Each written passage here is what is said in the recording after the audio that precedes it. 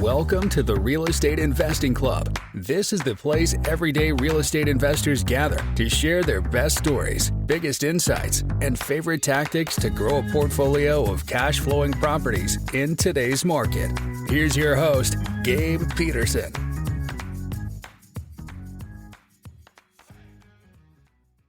All right, we are back with another episode of the Real Estate Investing Club. I hope you guys are having a great day, whatever day it is for you and wherever you are. It is Friday on the podcast. It usually is Friday, and the past couple of ones has been on like Wednesdays and Thursdays, but we're back to our Friday cadence. So we're bringing that good Friday energy to you guys.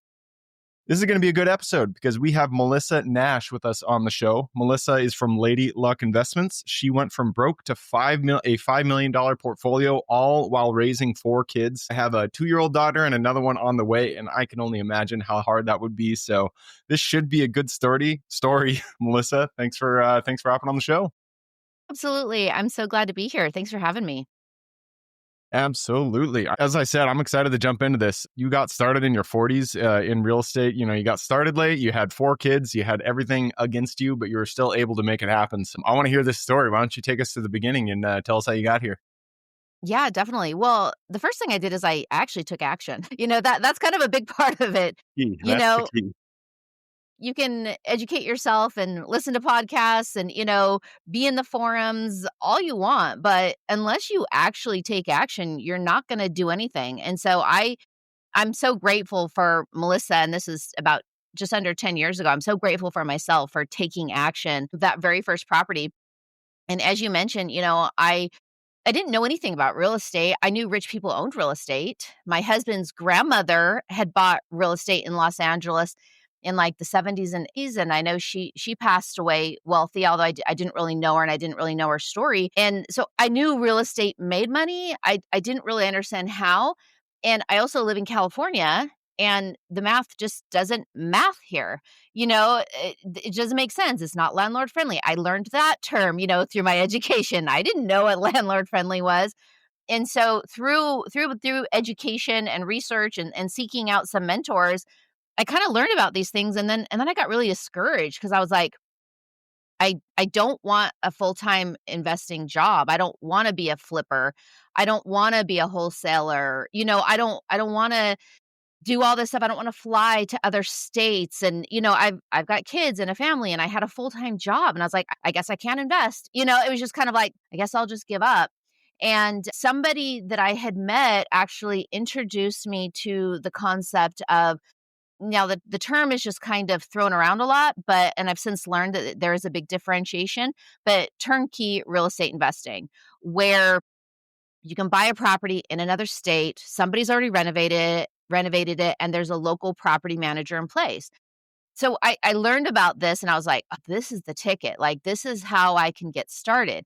So then it was just kind of like, okay, who do I trust? What markets do I know that make sense? Researching the property management, all of that kind of stuff. So my very, very, very first property was a turnkey property, meaning it was already renovated with a property manager in Birmingham, Alabama. The property was a $50,000 property, definitely, C-class, Section 8 tenant. And the Section 8 tenant stayed there for 8 years. Oh, wow. I still own the property and it's one of my top performing properties. And, I was able to learn quickly that you can use your equity just from holding it. And so I was able to do a cash out refinance, take that money, put it into another one. And then with that property, so I've been able to just use creative strategies with HELOCs and cash out refinancing and saving, all these different things, networking, making connections. All of that is kind of what I've done to continue to build and grow. Nice. Yeah, I like your story, especially at the beginning. You're talking about how you were kind of discouraged, growing up in California or being in California. I'm in Washington. I remember when I got started, I read Rich Dad Poor Dad or something, and I was like really interested in real estate. And I started looking on market and I realized like I needed a lot of money. I had like, this is when I was working. I was in my 20s. I had like 20,000 in my bank account. And I was like, I don't know how I'm going to do this. So turning to turnkey investments, that's an interesting strategy. And it's not something I feel like a lot of people hear about or realize is an option. If you have a W-2 and you have your you want to keep your job. You don't want real estate to be your full-time only thing you're doing, going out there, wholesaling, flipping, whatever. So you want to keep your job, and then you don't realize that turnkey is a strategy, and it's a very good strategy for those who don't want real estate to be their primary focus. So take us to that first deal. You mentioned you got it in Birmingham. Why did you decide on Birmingham, and what kind of led you to make that purchase? It was because of connections. It was, I met somebody that said, hey, I've got a really great property management company out here, and I know somebody that can give you a property that's already been renovated. And so it was just kind of honestly blind trust and a leap of faith. Birmingham is very, very landlord friendly. I think it's number 2 for lowest property taxes in the country. Over Wow. 58, yeah, over 58% of the population rents. And so I'd done my research on the market itself. And so then it was just connecting with the right people. Like who do I trust? And then honestly, it was just blind faith. I've never flown out there. I mean, I've been to Alabama, but I've never seen this property to this day. I've never seen any of my properties, and I don't care to. I don't want to. I've hired really good teams, and I have very good systems to be able to buy properties out of state. I have my due diligence. I have my checklist, great people on the ground. And so I don't need to be there. Yeah. Yeah. And I mean, you mentioned you bought this for $50,000. So I'm assuming you put something like, I can't do math this early in the morning, something like $10,000 down. Did you finance this, I'm assuming, or did you Oh, yeah. buy it? Finance 20% down. Yep. Yep. I mean, all in, I think I was about $15,000. And, it was, nerve wracking to take that out of your savings account and go, I guess I'm buying a property in Alabama. But but that's what you have to do is I knew I had to take action. And if I didn't do this, I was never going to do it because this was my learning curve. This was how I was going to learn. This was how I was going to decide if I was going to keep going.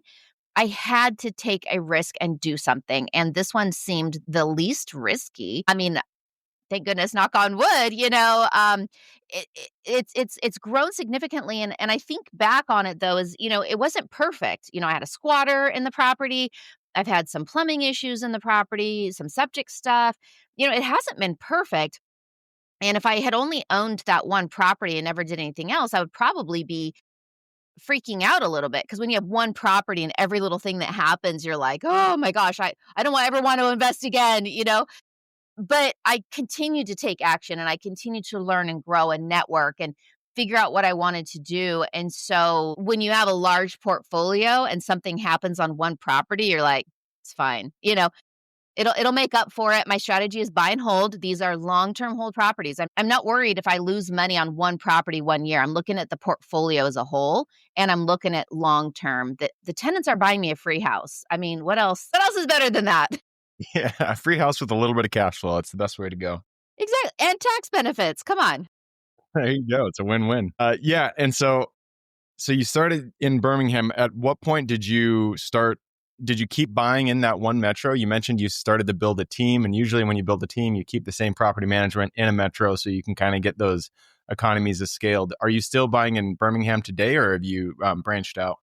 Yeah, I've branched out. I branched out pretty quickly. I bought a few properties in Birmingham, and then I went down to Montgomery, went up to Huntsville, sold a couple properties. Yeah. I was kind of like Alabama. And then I figured out that hey, some of these I actually got a decent deal on these and they've gone up in value. And so I actually sold a couple of them, which I'm really great. Huntsville boomed really, really, really fast. And now, I mean, it's kind of expensive. It's hard to cash flow. So I kind of do regret selling those, but they did enable me to continue going in other markets. So I'm in about 5 other markets.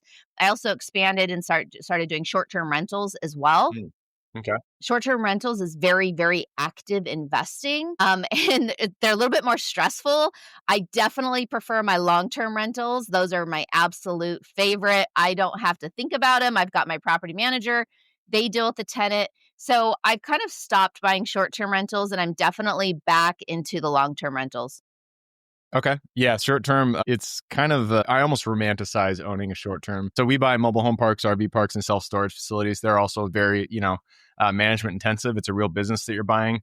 And my wife and I have almost pulled the trigger multiple times on short terms just because we romanticize being able to go there every once in a while and use it ourselves, yada, yada. But it is just as labor intensive, I feel like. And it's not something you should just jump into thinking it'll be pretty easy, because there's so much turnover. You have to, you have a lot of people going there consistently. And so you really need to have a plan getting into there, which is why something like long-term turnkey rentals are so attractive to investors who don't want to be in there full time, because it doesn't take as much time. It doesn't take as much of your mental bandwidth getting those up and running and then keeping them.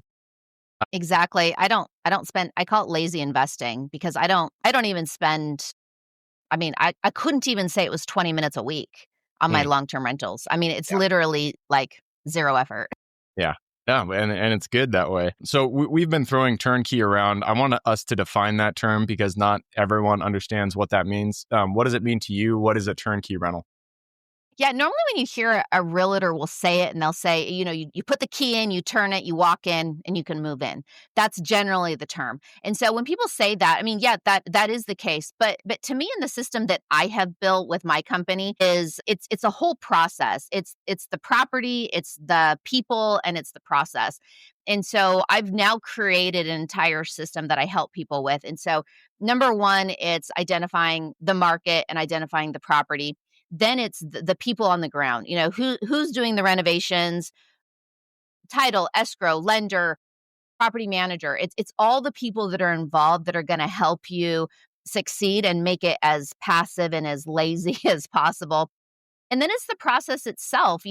Buying a property 2,000 miles away is pretty scary. And so you have to be able to have, the systems to, vet the people, but also you're going to get inspections done. And what if this happens and there's this plan? And then it's the scaling and the strategies to grow your portfolio, because, I've never heard anybody say, I want to buy one property and that's it. Everybody wants to build a portfolio, especially with turnkey. You have to build your wealth and buy multiple properties, because you're holding them for long term. And yeah, you're going to get some cash flow, but it's not life changing cash flow on one property by any means. $300 to $400 is cool. It's great.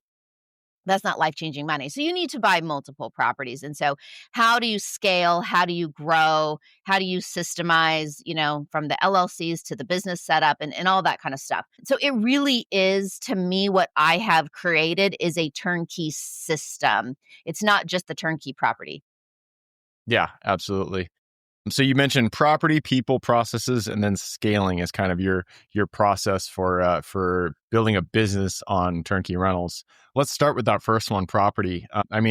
Buying turnkey, there are specific criteria where it actually works. You cannot do that here in Seattle. It's just not possible. There aren't any deals out there that there are very few deals out there that will pencil on the long-term basis. So what is your criteria when you're buying these turnkey rentals? Where do you look? What's your, bed bath ratio, that kind of stuff?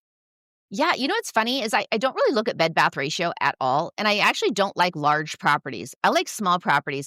And in fact, one of my biggest tips that I'll tell you that anybody's listening is, once you've kind of narrowed down different markets that are landlord friendly, the Midwest, the South, these are kind of the go-to bread and butter markets. There's not a lot of appreciation happening. There's some growth happening, but that's what I love about them. They're just kind of set it and forget it, consistent markets, very affordable, high rental demand. Once you've kind of identified some markets, now I have teams of great property managers in some of these key markets, and property managers hold the true knowledge. You can go on, I don't know, Zillow and Neighborhood Scout, and you can look at crime stats and you can look up this stuff. And I don't even know where that information comes from. I don't even know how old it is. Let's get the actual facts straight from the property manager. I've learned to really rely on trust on them. They'll tell you the numbers. One of the properties I own, it's a 2-bedroom, 1-bath. And it was because the property manager was like, actually in this area, a 2-bedroom, 1-bath rents the fastest. Mm. There isn't that many of them, and there is a demand for that. So I don't necessarily believe in the whole has to be a 3-bedroom, 2-bath thing. It's some areas, there's different demand for different things, and it's all about quantity.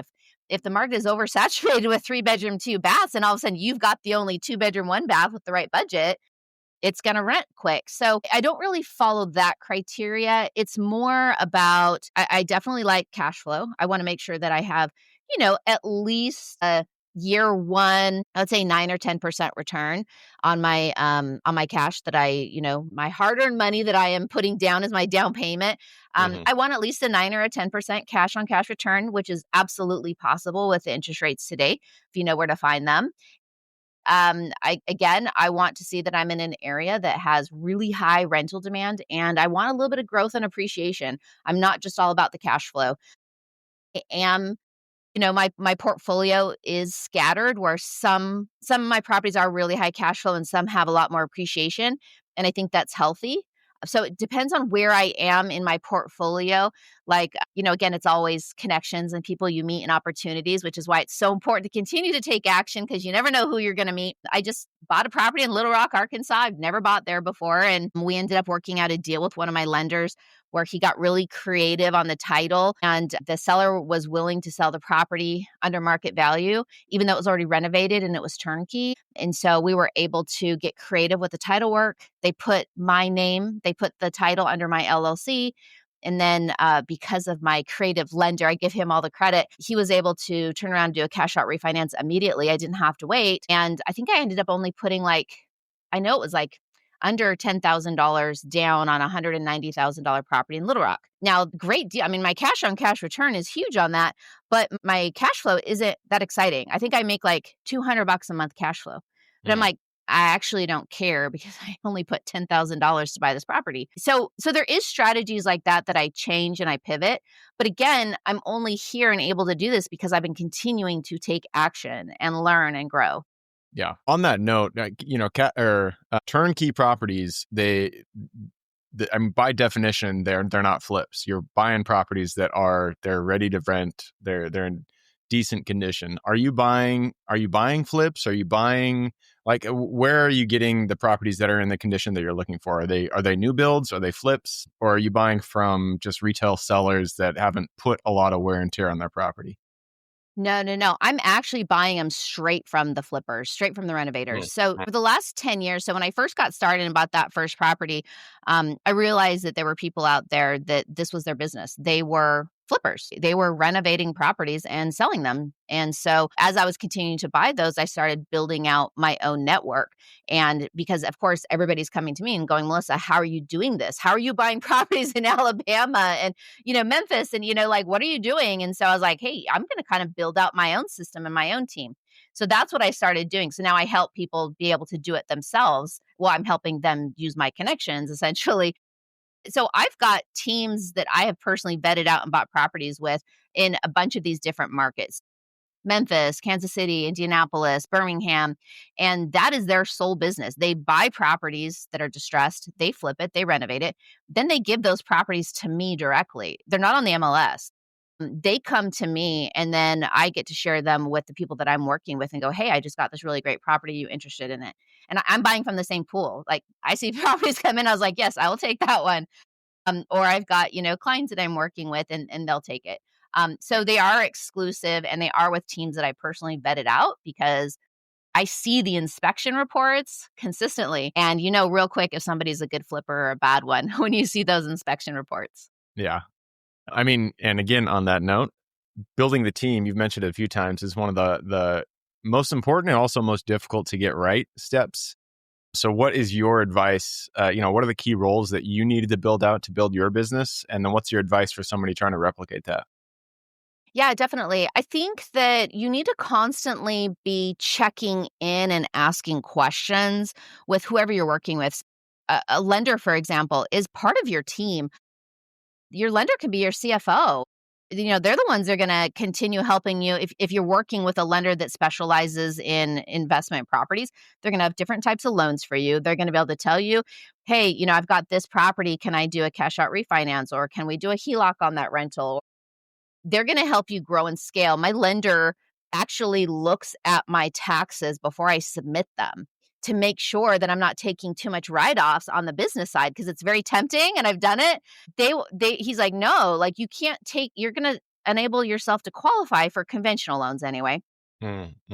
And so we want to get your write-offs on the real estate side, not on the business side. And so I really do have, since the very beginning, I've listened to my lenders and I'm like, okay, what do I need to do so that I can continue to get qualified? And then as I'm talking to my lender and I've got this great relationship with them throughout the years, I'm asking them like, hey, what are the top markets you're seeing? Where are investors buying? Who do you know? I'm constantly networking. And so I think that's the biggest thing is don't just lay there, like talk to people. And I know it's hard sometimes. I'm actually an introvert. I may not sound like it sometimes, but I actually am. And I get so nervous and I get so scared to like pick up that phone and I have to like talk myself into it. But I'm like, I'm going to do this. I got to do this. So your team really is more than just, you think of your team as just like myself or your property manager, but include your lender in there as well. I've got some of the markets I buy in often, I've got my title company there, the escrow company there, and I use them over and over again. And I ask them advice and, hey, I'm moving this property over to an LLC. Can you do a quick claim deed for me? And, is everybody else doing that? Or what else is other people doing? I'm always just kind of like, am I alone in this or what else is going on? Yeah.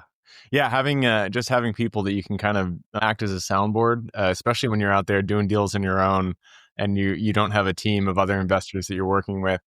Talking to the people on your team, your lender, well, I'm just going to say lender again, your property manager, anybody that is that's you're working with daily, they will give you good advice on the deals that you're working on. So I like to hear that. I did take a peek at the clock, though. We have two more steps. We have the process and then the scaling that we haven't gone through, but we've already run the clock down. It's past the 20-minute mark, so we do have to push it in to the quick question round. Are you ready? Let's go for it. Fire away. It starts with education. I'm going to need two recommendations for you. And this, it could be any form of education. It could be a conference you've gone to, a mentorship program you've been a part of, book you've read, movie you've seen, anything. But I need two recommendations, one for general life wisdom and then one for real estate. Okay, well, I hate to say Rich Dad, Poor Dad because everybody does and it's so cliche, but anybody that's brand new and thinking about investing, if you have not read Rich Dad, Poor Dad, then you are like missing something. Like you actually have to. So I'm sorry to say that. The other one is I'm very, very into Napoleon Hill, Think, Grow Rich. I'm very into positive mindset and I guess kind of manifestation in a way, but like all of that positive thinking, setting goals is huge. I would not be where I am today if I did not set big goals for myself because you can't hit something if you don't set those. Yeah. Yeah.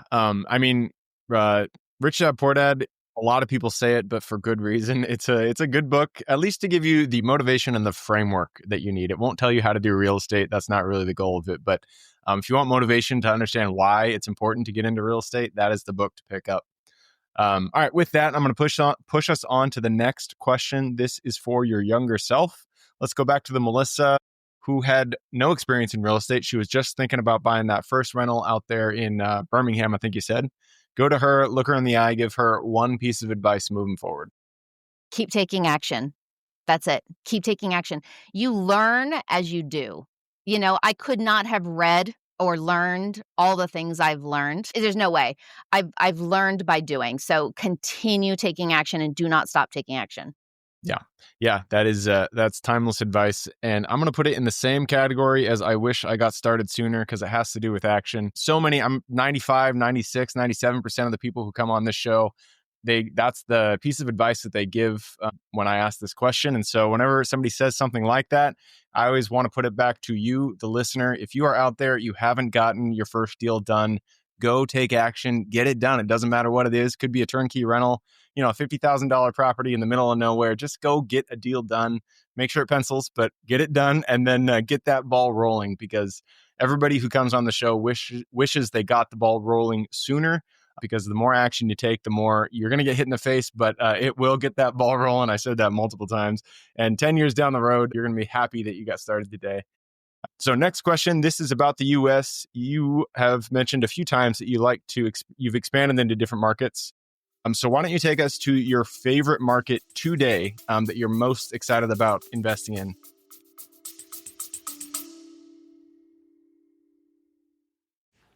Hey guys, quick break from the show. If you've listened to this podcast before, you know we are always talking about how important it is to have the right mentors and partners in real estate. which is exactly why I've opened up the Real Estate Investing Club online community. It's a place for active investors to learn, collaborate, and get real deals done together. And right now, it is 100% free to join. We host weekly calls where we review deals, talk strategy, and share tactics. Just click the link in the description below and come join us. Great question. Well, I'm actually pretty excited about the new property I just bought in Little Rock. That's a new market for me, and I have a phenomenal team there. Great property management. The properties are pretty affordable, very landlord friendly. In fact, it's the most landlord friendly state in the country. It's still illegal. You can get thrown in jail if you do not pay your rent, according to the laws. Of course, they don't enforce it, but no, it's kind of I'm crazy. from Washington. That would never happen. Right, right. Yeah. So, no, Little Rock is a great market for me. It's a new market for me, although it's been a great investment market for quite some time. Huh, interesting. I only have one experience with Arkansas with that general area. I bought a self-storage facility in Hot Springs, and we just had so much property crime down there. It was annoying. And I just I don't know, I had a bad taste in my mouth, but I've heard, Little Rock, the prices are really low, and so I understand. I'm sure they cash flow pretty well. Have you had, I mean, this is a new acquisition for you. Have you had any property crime issues or anything like that?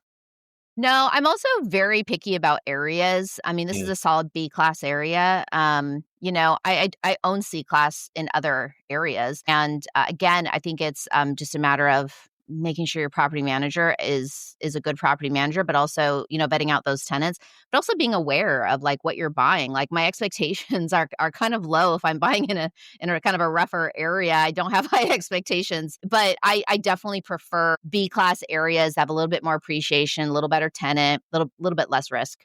Yeah, makes sense. All right, that leads us to the next question. This is about finding deals. It all starts with getting in contact with the seller and penning that purchase agreement. So, what is your favorite way to generate new leads and find deals? Yeah, definitely. I've already got the teams who I know do a good job. I've already vetted them out. I have my people. I'm always looking for new people. I'm always talking to people. I'm like, hey, do you know any flippers in this area? How long have they been in business? But the key is vetting them out and having long-term relationships. One of my partners in Indianapolis, I've known him for 10 years, and I've seen hundreds of inspection reports from his team. I know his management company as well. And so again, it just comes back to me for relationship building. And so I get to, at this point in my career, I get to lean on the teams that I already have. And then of course, if I'm looking for a new market, I'm going to talk to my network. I'm going to ask my people. I don't even look at the MLS. I don't even know, like Zillow, what? Like, I don't even go there. Everything I do is off market. Yeah.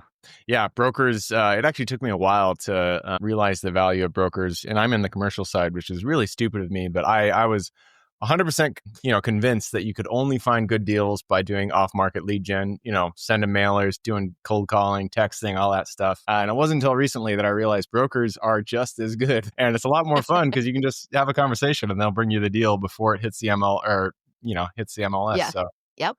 Building that network is definitely key. So now it's time to talk about deals that you've done. It starts with lessons learned. Not every deal we go through or we get goes the way we expect it. In fact, most times something goes wrong, and that's when we get to learn a lesson. So what was a deal that went a little bit sideways for you? And then what was the lesson you pulled from it? Yeah, definitely. Well, that very first property I bought, I had a squatter right away, right after I bought it. And I was like, oh my gosh. And they stole like all the copper and I was just like, great, what did I do? I just bought this property 2,000 miles away. And it goes back to having a really good property manager. Honestly, that truly is key. I still have them to this day. And they were like, no worries. We got in there, we removed them. We know what to do. Again, buying in a landlord friendly state where you can remove squatters and they were like, yeah, it's going to cost you a little bit of money. You're going to have to replace, the furnace piping or whatever it was. And they took care of it for me. I didn't have to do anything. I didn't have to do the bids. Again, they handled it. And then they said, we're going to, send somebody over to make sure this doesn't happen again. We notified all the neighbors to keep an eye on the property for us. Like they just went out of their way to handle it for me. And then they're like, hey, we got a new renter. So it was just kind of like, okay, I got over that storm. I got over that hump, and that renter stayed for 8 years.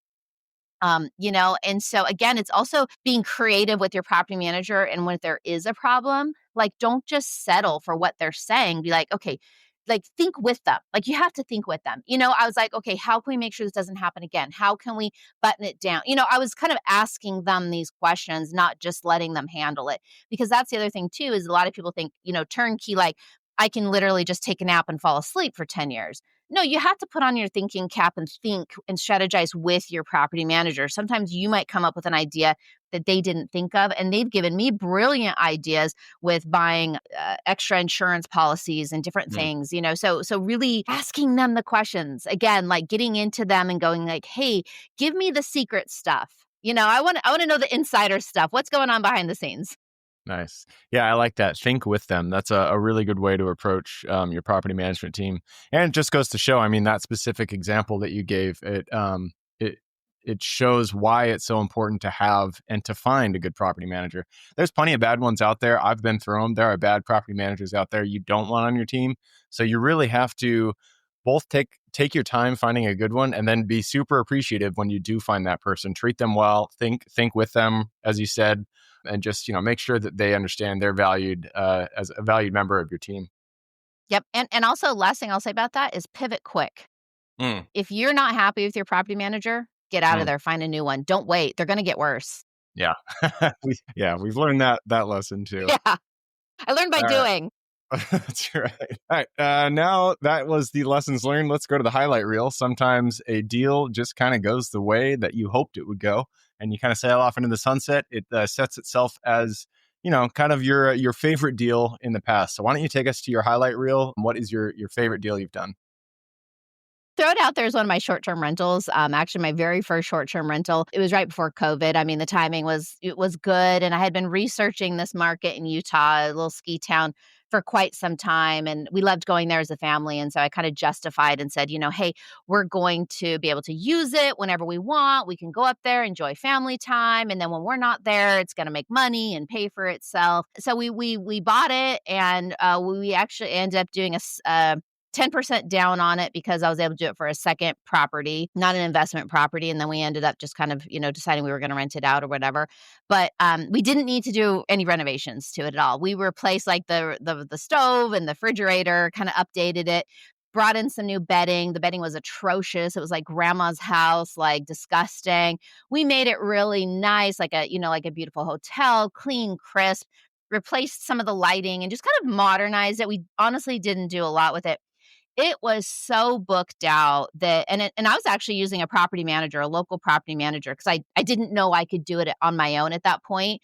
And so we were paying them like 30%, but it was so booked out. We couldn't even use it. Like we were like, we can't even go. It's so booked out. And then I started looking at the numbers and I was like, wow, we're paying this property manager 30%. That's a lot. I was like, if I could figure out how to self-manage it, that money's in my pocket. So I started doing that. And I mean, the profit margin, it was huge. We were making like really, really good money.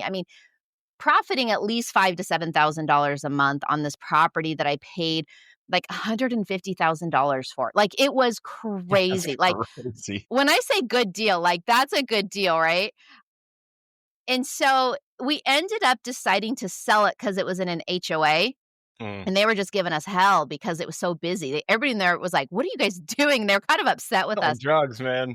Yeah. So anyways, we ended up selling that, doing a 1031 exchange. And because of that, we were able to take a huge profit and then dump it into our second short-term rental, which is in Palm Springs, where I'm at right now. And that was truly my dream house, was to own a vacation rental here. So that was able to come to this one. And this one was a distressed property that needed to be renovated. And so my husband was able to hire out most of the subs and kind of do the renovations. So then because of that one, we bought this one. And because of that, in 4 months after we renovated this one, we brought up the value $700,000 on this one. So it appraised for double what we paid for it. And then I did a cost segregation on it.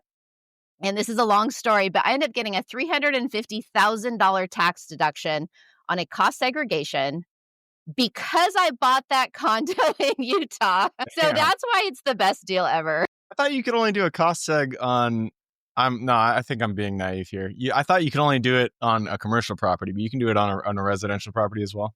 Absolutely, you can. I do them Okay. all the time. And with the big, beautiful bill that just came out, there's a lot of things in there that are good. Some things maybe not so good for other people, but that's one of the things you get 100% bonus depreciation is back.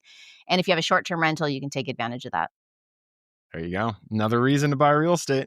Another reason. So sorry, that was very long, but I No, get no, very excited. it's all good. It's all good. All right, let's move it along. And this is about raising money. It is, you can get to the point where you run out of your own cash very quickly in real estate. And so a lot of times you got, especially if you're going after bigger deals, you have to raise capital. This might not apply to you, so this might be an irrelevant question, but I'm going to ask it anyways. What do you do to raise capital? I don't.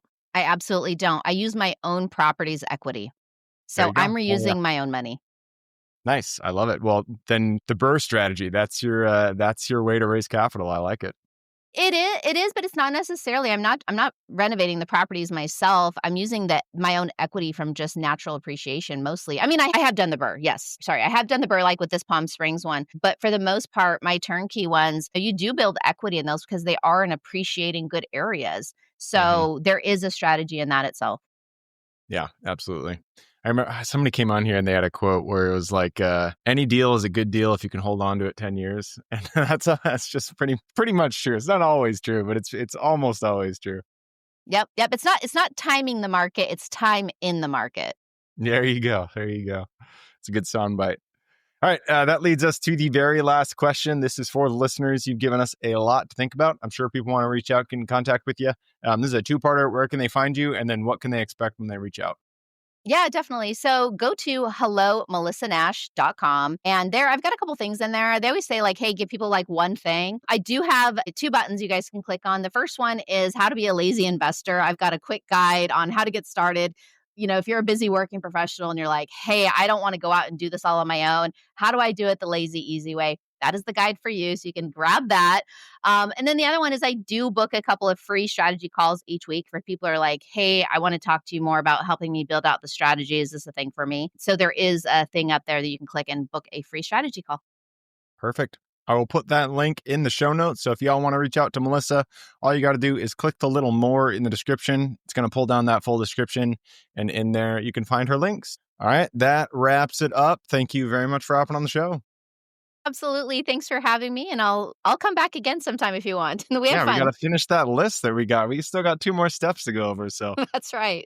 with that said, thank you guys for showing up. You guys are the reason we do this. So if you guys have any questions at all, reach out to me, Gabe with realestateinvestingclub.com. If you want to support the show, just leave us a review or a comment. Other than that, I hope you guys have a great week. Keep rocking real estate, and I look forward to seeing you on the next episode. All right, before I officially sign off, I have a quick announcement to make. If you're interested in becoming a passive investor in one of my deals, my own company, Kaizen Properties, is looking for capital partners for our upcoming projects. We invest in what are known as recession-resistant assets, mainly self-storage facilities, mobile home and RV parks, and industrial properties. If you're interested in investing and would like to learn a little bit more about my company, our investing criteria, and some of the previous projects we've done, go to the Real Estate Investing Club podcast at therealestateinvestingclub.com and scroll all the way down to the bottom of the page. Click on the Invest With Us button. That'll pop up the investor form. Fill that out, and we will reach back out to you as soon as we can. Or if you prefer a little bit more of a personal touch, you can reach out to me at gabe@therealestateinvestingclub.com. So really, that is it. Again, it was a pleasure hanging out with you guys during this episode, and I look forward to seeing you on the next episode.